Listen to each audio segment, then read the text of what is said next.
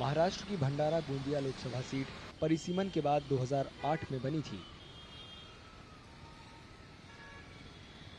ये महाराष्ट्र की 48 संसदीय सीट में एक है। इसमें राज्य के भंडारा और गोंदिया दोनों जिलों के 3-3 विधानसभा सीट शामिल हैं। बीजेपी ने मौजूदा सांसद सुनील मेंढे को महायुति उम्मीदवार के रूप में फिर से चुनाव में खड़ा किया है, जबकि कांग्रेस ने प्रशांत यादवराव पडोले को महाविकास अघाड़ी उम्मीदवार के रूप में चुनाव मैदान में उतारा है। बीजेपी उम्मीदवार को भरोसा है कि प्रधानमंत्री मोदी की लोकप्रियता उनके चुनाव जीतने के लिए तुरुप का पत्ता साबित होगी। समय हमने जो आम लोगों के हित में जो काम किया है वही हमारा विशेष मुद्दा रहेगा ये पूरे चुनाव में। और खासकर मोदी जी ने पिछले 10 साल से जिस तरह से देश को संभाला है, संवारा है और जिस तरह हर क्षेत्र में हमने आगे बढ़ाया है, वही हमारे प्रचार के सभी मेन मुद्दे हैं।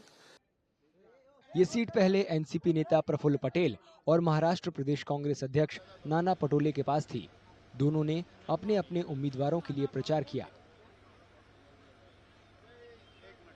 तीनों पार्टी के लोग बड़े खुशी के साथ एक दूसरे को सहयोग करते हुए प्रचार में लगे हुए हैं और यहाँ पर कोई भी प्रकार से किसी भी पार्टी में मतभेद नहीं है। क्या कहेंगे गोंदिया का जो उम्मीदवार, गोंदिया भंडारा का जो उम्मीदवार है, कितने मतों से जीतेंगे? यानी लाखों के फर्कों से जीतेंगे। पिछले वक्त भी वो करीब 2 लाख वोटों से जीते, उससे ज्यादा ही वोटों से जीतेंगे क्योंकि इस बार हम सब लोग साथ में हैं। देखो, ये डरी हुई भाजपा है और डरी हुई भाजपा अब आखिरी की कोशिश कर रही कि भाई हमारे बारे में कोई गलत बोले ही मत। अबे तुमने गलत ही किया है, देश को बेचा है बीजेपी ने गए 10 साल में, देश की संवैधानिक व्यवस्था को खत्म किया है। उनका जो सर्वे हुआ था उसके महायुति का जो कैंडिडेट है अभी जो सिटिंग एमपी, वो 2.5 लाख वोट से हारने वाला था और दूसरे लोगों को सर्वे में डाला तो वो 3.5-4 लाख में हारने वाले थे। इसलिए 2.5 लाख से हराए तो पुरता, इसलिए वो 2.5 लाख से हारने वाला है।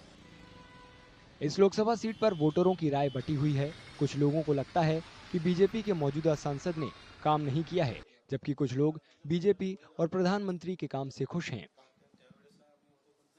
जो सांसद महोदय रहे हैं उनका पिछले 5 साल में बिल्कुल वो नदारद रहे जनता से, उनका कोई भी विकास कार्य नहीं है।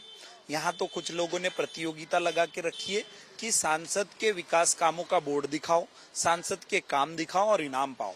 तो साधारण जनता के साथ साथ उनके खुद के पार्टी में भी इतनी नाराजगी है उनके टिकट को लेकर, क्योंकि उन्होंने पूरे 5 साल कोई काम नहीं किया, किसी तरीके से जनता के संपर्क में नहीं रहे।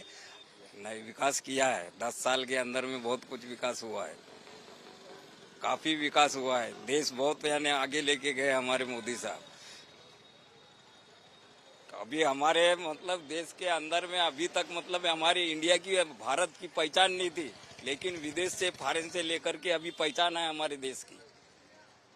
जानते हैं लोग कि भारत का प्रधानमंत्री कौन है। पहले ये सब कुछ नहीं था, ये गरीब है ये वो बोल रहे थे।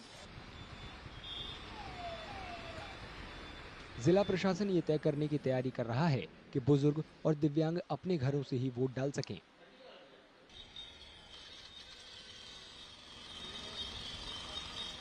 होम वोटिंग की सुविधा जो 85 इयर्स के ऊपर है, ऐसे हमारे जो मतदाता है, या फिर जो दिव्यांग है जिनके पास 40% के ऊपर डिसेबिलिटी का सर्टिफिकेट है, इनके लिए ये सुविधा दी थी। इसके लिए फॉर्म 12D उनको भरना था। तो हमारे पास अभी तक जो फॉर्म 12D आए जिसके बेसिस पे वो लिस्ट फाइनल की गई है, इसमें 1301 ऐसे वोटर्स हैं जिनको होम वोटिंग की सुविधा चाहिए थी और हम वो देने वाले हैं। इस सीट की सीमा मध्य प्रदेश के साथ लगती है, लिहाजा सीमा पर पड़ने वाले इलाकों में सुरक्षा बंदोबस्त ज्यादा मजबूत किए गए हैं। ये भी लगातार जांच की जा रही है कि राजनीतिक दल किसी तरह के गलत साधन का इस्तेमाल न करें। इंटर स्टेट चेक नाकार लगाए हैं 3 और इंटर डिस्ट्रिक्ट के 9 चेक नाकार लगाए हैं। इन सभी चेक नाका पे पुलिस डिपार्टमेंट और रेवेन्यू डिपार्टमेंट के ऑफिसर्स वहां पर मौजूद हैं और प्रत्येक गाड़ी को चेक करते हैं। अगर उसमें कोई कैश मिलता है, कोई आर्म्स मिलते हैं, ड्रग्स मिलते हैं या दारू मिलती है या गुटखा मिलता है, इस प्रकार की चीजों पे हम लोग कार्रवाई करते हैं। मानना यह है कि इन सब चीजों की वजह से इलेक्शन में मनी पावर आती है, इलेक्शन इन्फ्लुएंस होता है, तो उसको बचाने के लिए हम लोग उस पर कार्रवाई करते हैं। महाराष्ट्र की 48 लोकसभा सीट के लिए 19 अप्रैल से 20 मई तक 5 चरण में वोटिंग होगी। भंडारा गोंदिया लोकसभा सीट पर 19 अप्रैल को पहले चरण में वोट डाले जाएंगे।